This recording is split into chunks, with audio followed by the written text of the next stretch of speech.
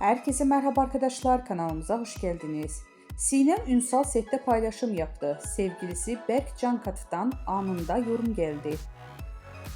Kanal D'nin büyük ilgi gören dizisi Uzak Şehir'de başrollerini oynayan Sinem Ünsal ve dizinin ikinci sezonunda başlamasıyla setten yeni kareler paylaştı.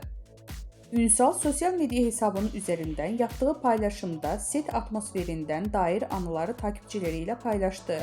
Bu paylaşım kısa sürede büyük beğeni toplarken sevgilisi ve aynı zamanda oyuncu olan Berk Cankat'tan anında bir yorum geldi.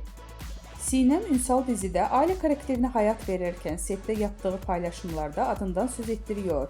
Geçtiğimiz aylarda yeni yaşını kutlayan oyuncu sosyal medyada sevgilisi Berk Cankat'tan gelen romantik doğum günü mesajı ile dikkatleri üzerine çekmişti. 2 yıldır birlikte olan ünlü çift doğum günü mesajları sosyal medyanın kullanıcıları tarafından ilgiyle takip edildi. Berk Cankat, Sinem Ünsal'a hitap ederek "canım eşim" diye seslenmişti.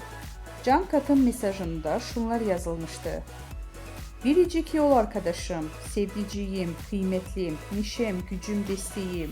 İyi ki doğuldun, iyi ki hayatına kabul ettin beni. Nice sağlıklı, başarılı, huzur ve kahkaha dolu yaşların olsun. Hep yan yana olalım. Seni çok seviyorum. Doğum günün kutlu olsun canım eşim."